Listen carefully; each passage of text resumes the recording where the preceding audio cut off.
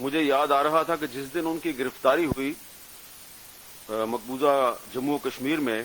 تو اس دن گرفتاری سے کچھ دیر پہلے انہوں نے ایک وائس میسج بھیجا مجھے، اور اس میں انہوں نے کپاتی ہوئی آواز میں یہ اپیل کی اور کہا کہ میرا یہ پیغام جو ہے یہ پاکستان کی حکومت اور اپوزیشن کے اہم رہنماؤں تک پہنچا دیں۔ اور اس میں پیغام میں انہوں نے کہا تھا کہ خدا کے لیے آپ آپس میں ضرور سیاسی اختلاف کریں، لیکن ہمارے مسئلے پہ، کشمیر کے مسئلے پر آپ ایک ہو جائیں۔ اب اس کے بعد پھر جو ہوا وہ آپ کے سامنے ہے۔ تو ابھی بھی بظاہر پارلیمنٹ جو ہے وہ قراردادیں منظور کرتی ہے، حکومت اپوزیشن مل کر قراردادیں منظور کرتے ہیں، لیکن جو اصل صورتحال ہے وہ آپ کے سامنے ہے۔ میں کیونکہ تھوڑی سی آج کھل کے بات کرنا چاہتا ہوں، لمبی بات بھی نہیں کروں گا، اور اگر کسی کو میرے سے اختلاف ہو تو مجھے معاف فرما دیں، اس لیے کہ میں یہ کشمیر پر سیمیناروں میں تقریریں کر کر کے اب تنگ آ چکا ہوں۔ مجھے کبھی کبھی ایسا لگتا ہے کہ میں جھوٹ بول رہا ہوں اور کشمیریوں کے ساتھ وہ کام کر رہا ہوں، وہ دھوکہ دے رہا ہوں جو بڑے بڑے لوگ کرتے ہیں۔ تو اس لیے اگر میری گزارشات کسی کو بری لگیں تو معاف کر دیں، اگر نہیں معاف کرتے تو پھر جو کچھ کرنا کر لیں۔ بات دراصل یہ ہے کہ یہ جو سلسلہ چل رہا ہے خاص طور پہ 5 اگست 2019 کے بعد سے، اس کے بعد جمعے کے جمعے ایک احتجاج کا سلسلہ شروع کیا تھا وزیر اعظم عمران خان نے، اب وہ سلسلہ بھی بند ہو چکا ہے۔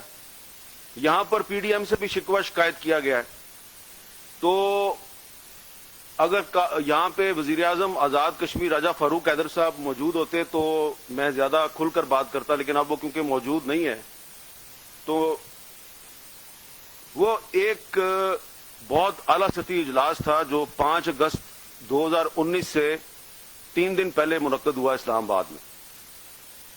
اس اجلاس میں راجہ فاروق حیدر صاحب کو یہ بتا دیا گیا تھا کہ اگلے 2-3 دن میں مقبوضہ جموں کشمیر میں کیا ہونے والا ہے۔ اس میں 370 کی بھی بات ہوئی، اس میں 35A کی بھی بات ہوئی، لیکن راجہ صاحب نے جو بتایا، جو کہا کہ جناب اس کو کاؤنٹر اس طریقے سے کرنا چاہیے، تو ان کی بات نہیں مانے گی۔ تو میری اب گزارش ہے راجہ فاروق حیدر صاحب سے کہ ویسے بھی آپ کی حکومت کی مدت پوری ہونے والی ہے، تو تھوڑی ہمت کریں، آپ اصلی کشمیری بنے، ذرا قوم کو بتا دیں کہ اس اجلاس میں کون کون موجود تھا، آپ کو کس نے کیا بتایا اور آپ نے کیا جواب دیا، تاکہ پتہ چلے کہ یہ کوئی اچانک نہیں ہوا سب کچھ، یہ پہلے سے ہمیں پتا تھا، ہمارے ارباب اختیار کو پہلے سے پتا تھا کہ مقبوضہ جموں کشمیر میں بھارت کے عزائم کیا ہے، وہاں پہ 370 بھی سسپینڈ ہونے والا ہے، وہاں پہ 35A بھی ختم ہونے والا ہے، اور ان کا منصوبہ کیا ہے۔ اور اس کے بعد جب وہ ہو گیا تو پھر آپ نے دیکھا کہ آپ کی فورن پالیسی جو ہے وہ جس طریقے سے ناکام ہوئی، اس کا ذکر یہاں پہ ہوا ہے۔ اب آ جائیں پی ڈی ایم پہ۔ پی ڈی ایم نے 20 ستمبر 2020 کو ایک اے پی سی کے بعد ایک اعلامیہ جاری کیا۔ اس اعلامیے میں انہوں نے کشمیر کے ساتھ اظہار یکجہتی تو کیا، لیکن ساتھ ہی ساتھ انہوں نے ایک اور جو کلوز تھی اس میں گلگت بلتستان کے حوالے سے جس طریقے سے انہوں نے بات کی، تو ایسے لگ رہا تھا کہ یہ بھی ایک ڈکٹیٹڈ قسم کا وعدہ جو ہے وہ شامل کر رہے ہیں، کیونکہ آپ کے آئین کا جو آرٹیکل 257 ہے وہ یونائٹڈ نیشنز کی ریزولوشن کی بات کرتا ہے کہ یونائٹڈ نیشن کی ریزولوشن کی روشنی میں مسئلہ کشمیر حل ہونا چاہیے۔ تو ایک طرف تو ہماری حکومت جو ہے وہ مشرف دور سے آؤٹ آف باکس سلوشن تلاش کر رہی ہے، انہوں نے بھی اس کی خلاف ورزی کی۔ دوسری طرف جو پی ڈی ایم کی 2 جماعتوں نے جس طریقے سے الیکشن مہم چلائی گلگت بلتستان کے انتخابات میں کہ ہم گلگت بلتستان کو صوبہ بنائیں گے جی پاکستان کا، آپ بالکل گلگت بلتستان کے آئینی حقوق کی بات کریں، آپ ان کے رائٹس ان کو ضرور دیں،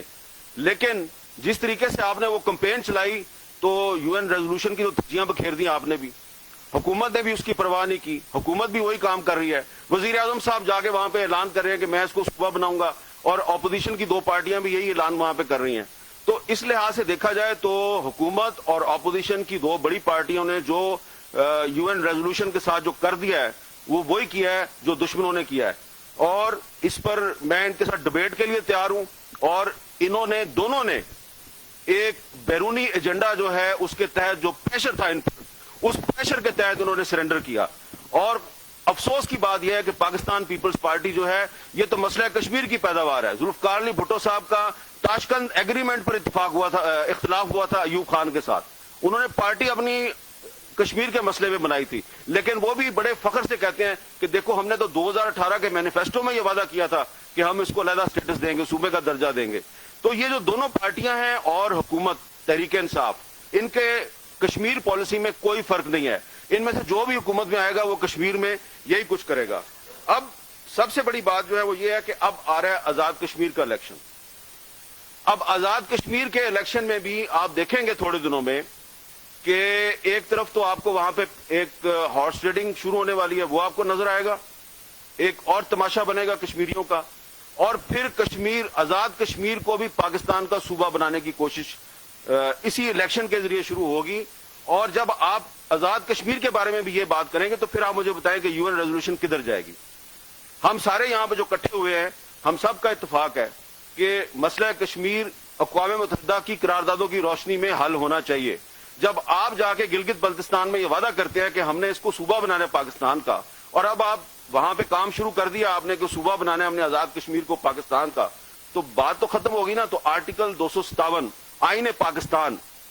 اس کی آپ سب خلاف ورزی کر رہے ہیں. یہ تمام جو بڑے بڑے ہمارے لیڈر ہیں, ارباب اختیار ہیں, جو بڑے فخر سے کہتے ہیں کہ ہم صوبہ بنائیں گے گلگت بلتستان کو, اور اب آزاد کشمیر میں بھی یہ بات شروع ہو گئی ہے. اسی لیے اسپیکر آزاد کشمیر اسمبلی شاہ غلام قادر صاحب جو ہیں, انہوں نے پچھلے دنوں مظفر آباد میں اس کی مذمت کی ہے کہ اگر میری بھی پارٹی نے یہ کام شروع کیا تو میں اس کا ساتھ نہیں دوں گا. اور اب ایک اور بات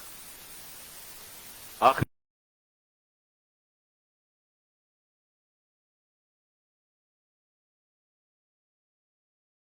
یہ حکومت اور اپوزیشن جو ہے, یہ کوئی اپوزیشن کے خلاف انتقامی کارروائیاں ہو رہی ہے, یہ ہو رہا ہے, وہ ہو رہا ہے. پھڈا سارا یہ ہے کہ ایک نیشنل کنسنسس کی ضرورت ہے. ایک تو میں نے آپ کو بتا دیا کہ آزاد کشمیر کو صوبہ بنائے, ایک تو اس پہ کنسنسس کروانا ہے. جیسا کہ پہلے ایک میس میں سب کو بلا کے تو گلگت بلتستان پہ بھی کنسنسس ہو گیا تھا, بجائے کہ پارلیمنٹ میں کنسنسس کریں آپ کسی کے میس میں جا کے کنسنسس کر لیتے ہیں. اور اب ایک اور کنسنسس جس کی ضرورت ہے وہ یہ ہے کہ وہ پرویز مشرف کے دور میں جو فارمولا تھا کہ لائن آف کنٹرول کو مستقل بارڈر بنا کر یہ مسئلہ ہی ختم کر دیا جائے, اب انہوں نے اس پہ کنسنسس کروانا ہے. اس پر پی ڈی ایم کی ایک بہت ہی اہم جماعت کے جو بیک ڈور چینل سے مذاکرات ہیں وہ فی الحال تک ناکام ہیں. اس جماعت نے وہ ماننے سے انکار کیا ہے, اسی لیے بڑا شدید ہو گیا. لیکن اگر 5 فروری کو جیسا کہ نیر بخاری صاحب نے کہا ہے کہ جناب ہم جلسہ کریں گے, تو جلسے میں ذرا بتا دینا وہ ایسے وہ نیر بخاری صاحب کی پارٹی نہیں ہے, ان سے بڑی پارٹی ہے.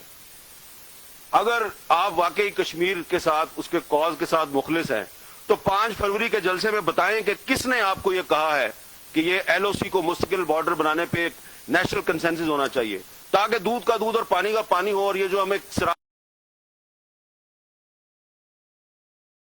I would like to